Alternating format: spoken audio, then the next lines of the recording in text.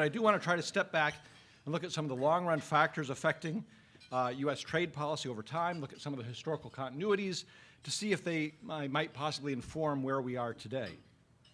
And I define the long term a little bit differently than perhaps you do. I'm not looking back at just a decade or so. I subscribe to Julie Andrews' view in The Sound of Music that let's start at the very beginning. It's a very good place to start. So I tend to start around 1790 or so with the formation of the Constitution. And to do so, I'm going to be drawing on my book, Clashing Over Commerce, A History of U.S. Trade Policy, which was published late last year. It's an NBER book, and it's a door-stopping 700 pages or so of text. But despite its length, I do appreciate many of the kind of reactions I've received from people in this room. Greg Ip of the Wall Street Journal called it magisterial. Ryan Avent of The Economist called it magisterial. Richard Cooper of Foreign Affairs called it magisterial. Tyler Cowen of George Mason called it magisterial. And Soumaya Keynes of The Economist called it a bit of a slog. But actually that proves one thing, that Soumaya is the only person who actually read the book, because she is absolutely right. And so I'm grateful to her. So how can you synthesize 250 years of trade policy history of the United States? How can we reduce this down to something that is manageable and we can get and organize our thoughts around it? So as I went through the book, I started thinking, or writing the book, I started thinking, what are the purposes of trade policy? What are governments trying to achieve by levying taxes on imports, which is the principal trade policy instrument? Stepping back, there are three main goals of trade policy. One is to raise revenue for the federal government. The second is to restrict imports, to protect import competing producers from foreign competition. And the third is reciprocity, or trying to achieve open markets abroad by cutting your own tariffs and agreements with other countries. So I call these the three R's to sort of make it sink in one's mind. What's interesting about this division, it also accords with three periods of U.S. trade policy history very nicely. So the period from the founding of the country up to the Civil War is one in which the main goal of government policy with respect to trade was revenue raising. From the Civil War right up to the Great Depression, the main purpose of levying tariffs was to protect domestic producers from foreign competition. And since the Great Depression, certainly after World War II, the main purpose of policy has been to reach reciprocity agreements and level the playing field, if you will. Now, usually there's a trade-off between these things, and so that's why one takes precedent in a particular period of time. If you want to use tariffs for revenue, you can't really use them to restrict imports because then that will compromise the revenue objective. If you use tariffs to restrict imports, to limit foreign competition, well, then it sort of ties your hand in terms of reaching reciprocity agreements, because then you don't want to cut those tariffs. The Trump administration, however, has been very happy in that you can have revenue restriction and reciprocity all at the same time, because it really doesn't matter what the outcome is. If you impose high tariffs, that's good because you protect domestic producers from foreign competition. If that helps you reach foreign trade agreements, that's good because then it opens up foreign markets. And if none of those happens, at least we'll get the money into the piggy bank from all the tariffs. So he's been very optimistic about it doesn't really matter the outcome. We'll get one of the three, and all three are good, and we'll go with that. So only good can come from tariffs. But I do want to touch just quickly on revenue for a moment. It's really not the most important of the three that I'll talk about today. This is just going back once again to 1790, the share of U.S. Treasury receipts coming from the tariff. And as you can see, there are three periods in some sense. The first one, prior to the Civil War, about 90% of federal government revenue came from the tariff. That's why the tariff was very important for revenue purposes. With the introduction of the Civil War, we introduced excise taxes. The share falls to about 50%. And then with the introduction of the income tax in 1913, it goes down and it's now at trivial levels. Now, the president has tweeted about using tariffs to raise revenue to pay off the federal debt and close the budget imbalance and things of that sort. But I think any back-of-the-envelope calculation that I or other people have done says you're not going to really change this from the 1% that it is, and so that's a little bit of an illusion. But I will say that revenue is never completely absent from considerations of trade policy. You might recall that the Uruguay round and NAFTA were both held up in the Senate Finance Committee over trying to make up the lost tariff revenue because there was balanced budget rules in effect at that time. so we can't ignore revenue completely. But the main debate over trade policy throughout most of history has been, should we use it to restrict imports or should we achieve reciprocity with other countries? And that's a debate that goes right back to the very beginning, goes right back to Jefferson and Hamilton and the founding of the country and their debates over trade policy. Now, when I talk to my undergraduates about Jefferson and Hamilton, they think I'm talking about David Diggs and Lin-Manuel Miranda, and they're rapping not necessarily about, well, they're rapping about the funding of the national debt, so it is tariffs a little bit, but it really wasn't about the restriction and reciprocity. I try to remind them, well, there actually are these two other guys that we're talking about, and they didn't actually engage in a duel. They didn't have debating raps, but they did have debating reports. So on the left-hand side, this is Hamilton's famous report on the subject of manufacturers, which is probably one of the key documents in American history regarding tariff policy. And in that report in 1791, Hamilton lays out a limited case for using the tariff to protect domestic producers to jumpstart manufacturing in the United States. It's the more famous report, but I think the one on the right, which is Jefferson's report, his dueling report in 1793, is actually much more important. And if we look at that report, we'll see echoes of it today. His report is on commercial reciprocity. And his report is on commercial restrictions and privileges in other markets. The American Revolution was America's Brexit. And what happened is, I'm sure the British have learned a lot about this from our experience. It didn't work out so well. We were excluded from the markets of the British Empire. We were discriminated against around the world. And so the goal of Jefferson as Secretary of State, and even prior to that, was to try to reduce foreign barriers to U.S. exports. And this is what he says in his report. First of all, he says his preferred course of action was friendly arrangements, meaning trade agreements, with countries to remove their trade barriers. But he also argued that, quote, should any nation, contrary to our wishes, suppose it may better find its advantage by continuing its system of prohibitions, duties, and regulations, it behooves us to protect our citizens, their commerce and navigation by counter-prohibitions, duties, and regulations also. Free commerce and navigation are not to be given in exchange for restrictions and vexations, nor are they likely to produce a relaxation of them. Where a nation imposes high duties on our products or prohibits them altogether, it may be proper for us to do the same by theirs. Now, Jefferson conceded that this policy of reciprocity, that if other countries had high barriers, we ought to have high barriers against them too. He conceded that that would be costly policy, but he said it's better than doing nothing, and that if we didn't do anything, it would simply encourage more illiberal policies elsewhere. So he says, it is true we must expect some inconvenience in practice from the establishment of discriminating duties. In other words, the U.S. ought to discriminate against those countries that discriminated against us. But in this, as in so many other cases, we are left to choose between two evils. These inconveniences are nothing when weighted against the loss of wealth and loss of force, which will follow our perseverance in a plan of non-discrimination. When once it shall be perceived that we are either in the system or in the habit of giving equal advantage to those who extinguish our commerce and navigation by duties or prohibitions, as to those who treat both with liberality and justice, liberality and justice will be converted by all into duties and prohibitions. In other words, there's going to be free riders out there.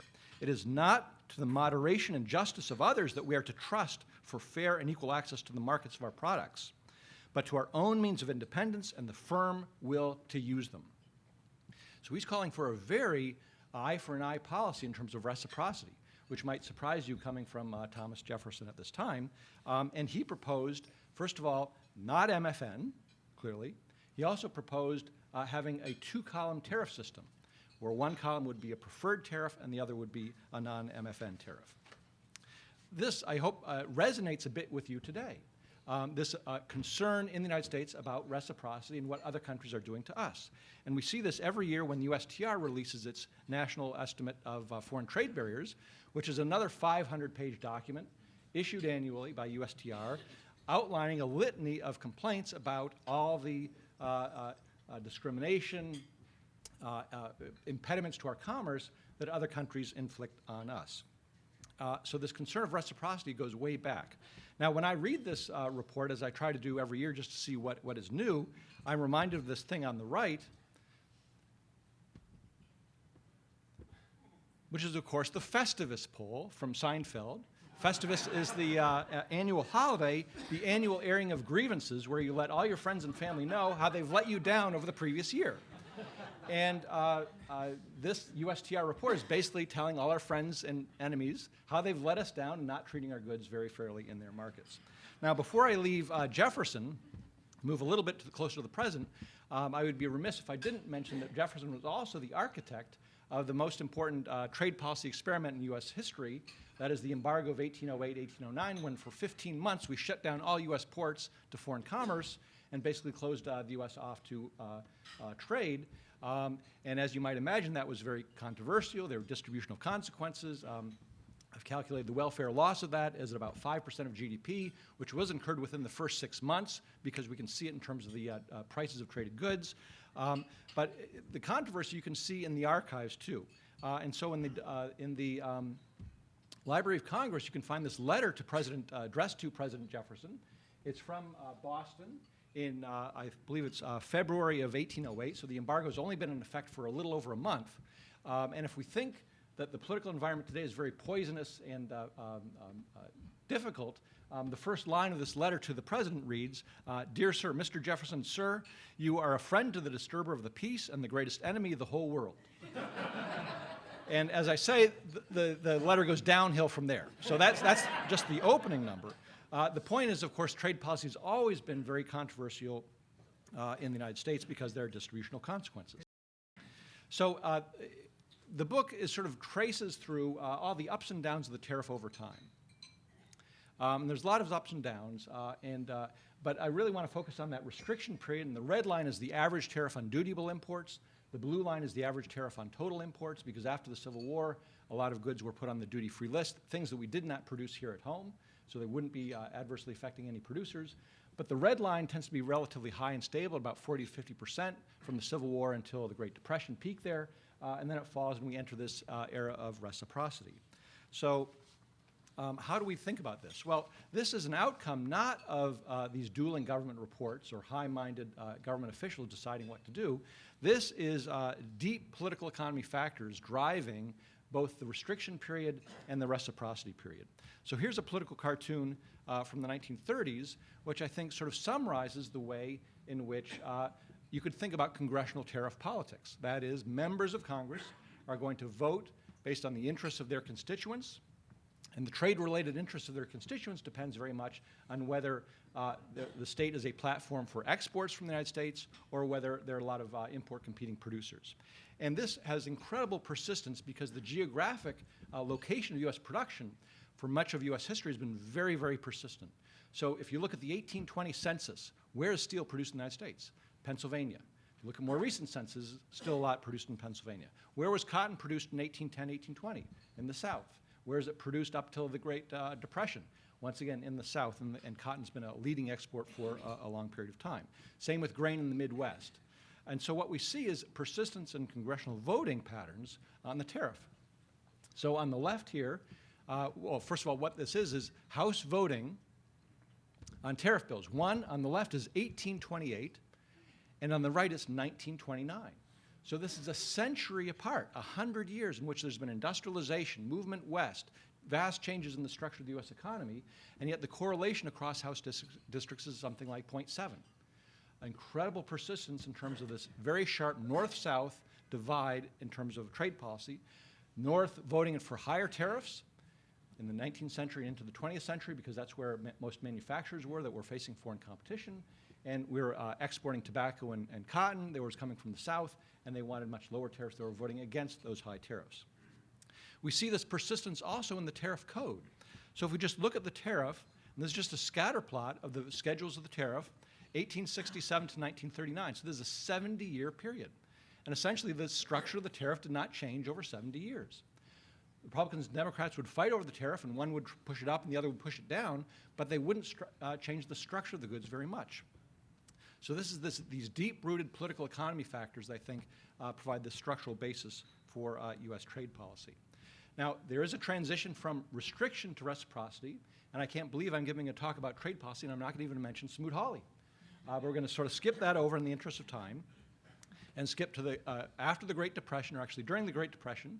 We had a Secretary of State who was a relatively unknown, unheralded figure, Cordell Hull, but he was America's longest-serving Secretary of State from 1933 to 1944. He won the Nobel Peace Prize in 1945, and that Nobel citation mentions not just his work in creating the United Nations, but his work in bringing commercial peace to the world and ending the trade wars of the 1930s through bringing about the GATT and other trade agreements.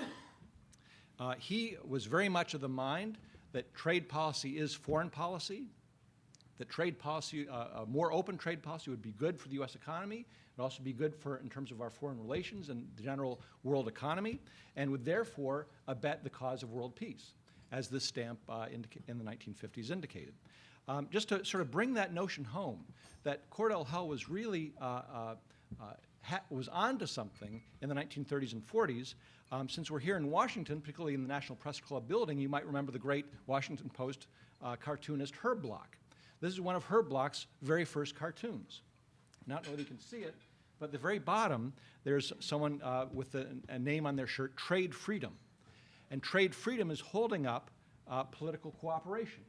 And political cooperation is holding up world peace. And you can see it's rather precarious. And off on the side, off the stage, are the tariff lobbies shooting peas at trade freedom, with the understanding that if you jostle trade freedom, the whole system could come tumbling down. And that was certainly a lesson that Cordell Hull learned from the 1920s and 30s, and one he tried to impart for U.S. trade policy. And so he helped usher in this era of reciprocity that I think we're still in today. I'll come to that in a moment. The one thing that has changed during the reciprocity period, Cordell Hull got the movement towards trade agreements going. The one thing that has changed is partisan voting on trade policy. So this is a chart going back to 1890 showing votes in Congress, in the House, on trade legislation. The blue line, the scale is, the higher on the scale, the more you're in favor of trade liberalization. You're either against high tariffs or you're in favor of low tariffs.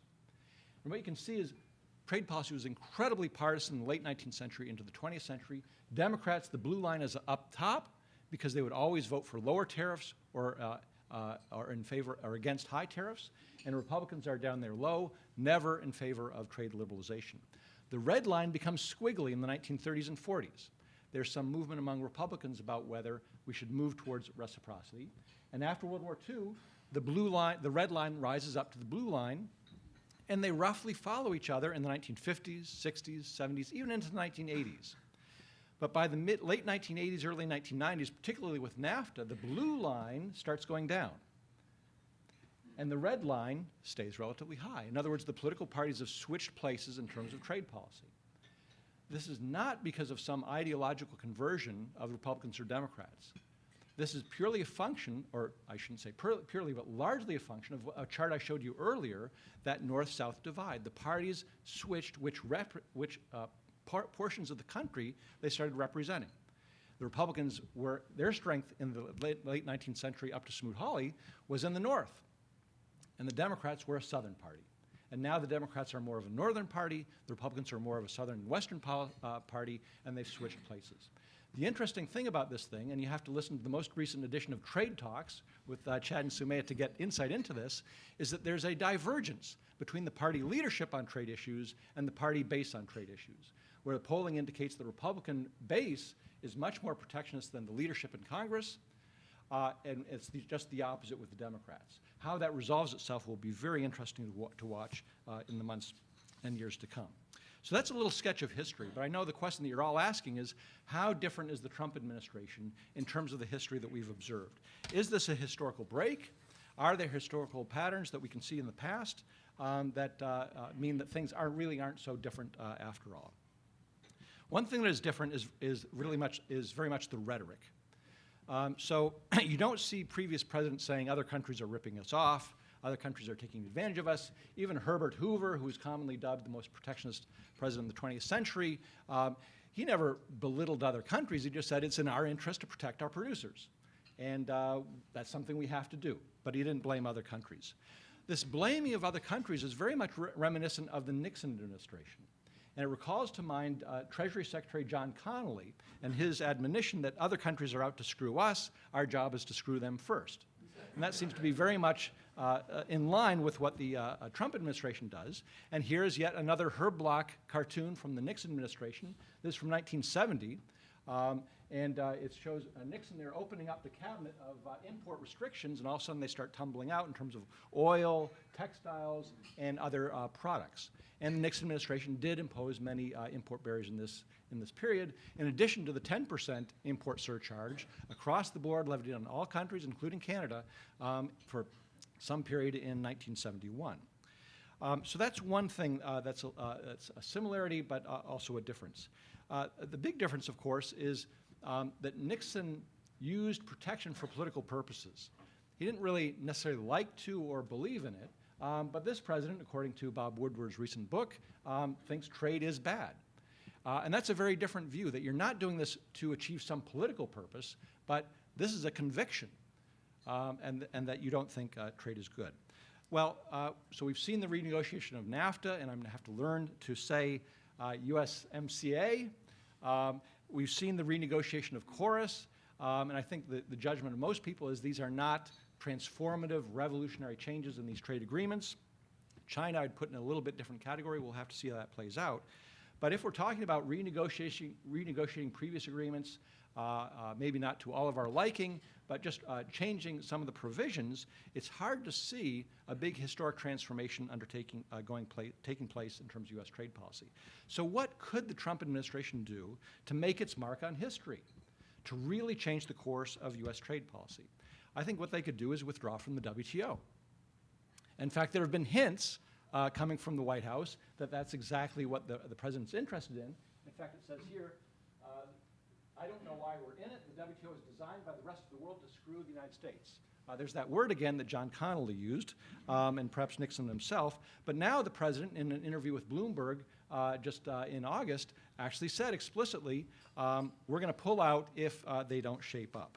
Now, I think that would really change things, because if we pull out of the WTO, and let me just say there is a big legal question about whether the president has unilateral power to do so. That's not at all taken as given. That relieves the United States of its obligation to treat other members with MFN tariffs. And that brings us back to Jefferson in some sense, in the fact that we do have a two-column tariff code, column 1 for MFN, then that modified column of free imports with FTAs, and then that column 2 tariff, which is much higher. So for example, this one here is just tin and waste and scrap. Oops, I won't take that one because that's free in both cases. But tin bar, 3% versus 45% in terms of the column 2 tariffs. If we pull out of the WTO and we can possibly impose these column 2 tariffs without a restriction, that would really change U.S. trade policy. And in joint work with Chad Bown, we're taking a look at this column 2, which has really been overlooked in discussions of trade policy. It only applies to 2 countries, Cuba and North Korea, but it could potentially apply to many more. What would happen if we shifted to applying column 2 tariffs to some countries or to all tariffs, all countries? Turns out the simple average under column 1 is 4%. The simple average under column 2 is 34%. The import weighted average for column 1 is 2%. The import weighted average for column 2 is 26%. Well, if for some reason we were to apply the column 2 tariffs to everyone, it would mark the greatest increase in U.S. tariffs in history, going from those low levels to something up very high. Now, once again, I'm not saying this is going to happen or anything like that, but it's certainly a possibility. And given that even President Jefferson, maybe President Trump have raised issues about whether MFN or unconditional MFN is a good policy, I wouldn't rule this out completely. But at any rate, our forthcoming paper will explore this a little bit more. But let me end on an optimistic note. I mentioned these 3 eras of U.S. trade policy history: revenue, restriction, and reciprocity. Is the reciprocity era coming to an end? Do we have a 4th R coming, such as retreat or what have you? I think it's much too early to declare the end of the reciprocity era. And there's a historical analogy here which I will invoke. What is happening, of course, is that other countries are moving ahead without the United States in their own trade arrangements. Of course, with the CPTPP. And of course, the EU is in the process of reaching agreements with many countries that the U.S. does not have FTAs with. Japan, Mercosur, and other countries around the world. Well, this is a very interesting development because it does not include the United States, which means the U.S. is going to be discriminated against in major foreign markets, and that in the past, discrimination against the U.S. has been a trigger and a motivation for U.S. policymakers to do something to address that situation. So here's, once again, my final cartoon from 1932, which shows the U.S. behind its high tariff wall. This is after Smoot-Hawley, and the rest of the world, the countries of the British Empire and a few others, forming imperial preferences. That formation was largely triggered by Smoot-Hawley to some extent. They said if the U.S. is going to exclude us from their markets, we have to form our own bloc to increase trade amongst ourselves, and Canada in particular wanted that. It was that discrimination in imperial preferences that eventually pushed the U.S. away from isolationism and towards more active use of trade policy in reaching these agreements. The ultimate response was the GATT.